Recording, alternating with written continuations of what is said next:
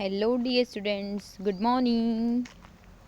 અત્યાર સુધી આપણે એક્ટિવ પેસિવમાં જોયો સાદો વર્તમાન કાળ. હવે આપણે જોઈએ છે સાદો ભૂતકાળ. બંનેમાં ફરક શું છે, કેવી રીતે ઓળખવું? પહેલાં તો પ્રશ્ન જે થાય, કારણ કે તમને બધાને જ્યારે પણ એક્ટિવ પેસિવ આવશે ત્યારે માત્ર એક કાળ સીમિત નહીં હોય, ત્યારે બધા જ કાળ છે એ ભેગા હશે. એટલે દરેક સેન્ટેન્સને તમારે કયા કાળનું છે એ ઓળખવું પડશે. હું તમને પહેલાં એક કાળ સિંગલી શીખવાડું છું, બરાબર? પણ પછી જ્યારે ત્રણ સાદા કાળ તમે શીખી જશો, સિમ્પલ પ્રેઝન્ટ, સિમ્પલ પાસ્ટ અને સિમ્પલ ફ્યુચર, એ પછી હું તમને ભેગા કરીને પછી કેવી રીતે ઓળખવા એ શીખવીશ.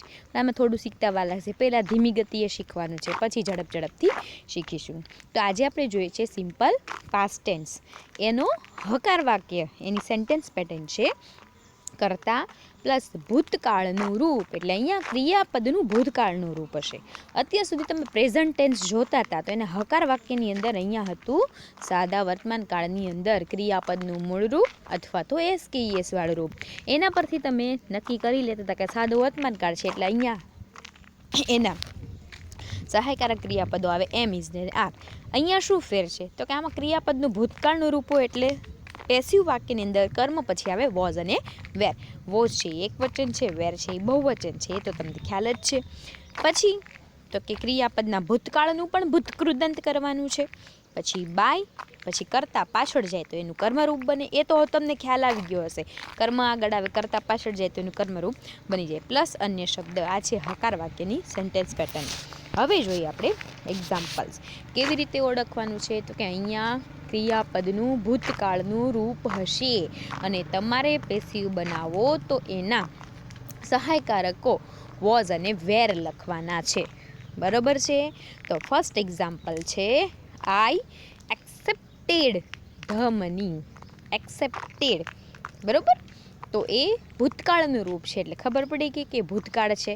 એટલે તમારે પેસિવની અંદર લખવાનું છે વોઝ વેર. એ તરત જ મગજની અંદર રેડ લાઇટ, લાલ લાઇટ થવી જોઈએ, તો અને ત્યો જ, નહીં તો બધું મિક્સિંગ થશે.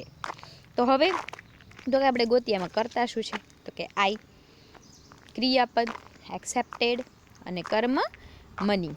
તો ધ મની આગળ આવે તો ધ મની, પછી એક્સેપ્ટેડ છે એટલે વોઝ, ભૂતકૃદંત એક્સેપ્ટેડ, ભૂતકૃદંત પછી બાય અને આઈ પાછળ જાય એટલે મી, ફૂલ સ્ટોપ. સેકન્ડ એક્ઝામ્પલ મેં અહીંયા જો રેડ રાઉન્ડ કરી આપ્યા છે. કેમ કે બધા જ ક્રિયાપદના ભૂતકાળના રૂપ છે. વી આસ્ક્ડ ધ ક્વેશ્ચન્સ. તો ધ ક્વેશ્ચન્સ એ કર્મ છે, તો ધ ક્વેશ્ચન્સ એની સાથે આવે વેર. આસ્કનું ભૂતકૃદંત આસ્ક્ડ, ભૂતકૃદંત પછી બાય અને વી પાછળ જાય એટલે એનું થઈ જાય us. Third example Amita brought an essay. An essay કર્મ છે, તો an essay was written by Amita પાછળ જાય તો અમિતાનું અમિતા જ રે, full stop. Fourth example I finished my homework. તો માય હોમવર્ક એ કર્મ છે આખું જ. તો આખું કર્મ આગળ. જો કર્મ માત્ર એક શબ્દનું ન હોય, કર્મ માત્ર બે શબ્દનું ન હોય, કર્મ છે બે અથવા ત્રણ શબ્દનું હોઈ શકે. તો અહીંયા ત્રણ શબ્દનું કર્મ છે એટલે ત્રણ શબ્દો આગળ આવશે. My homework was finished by me.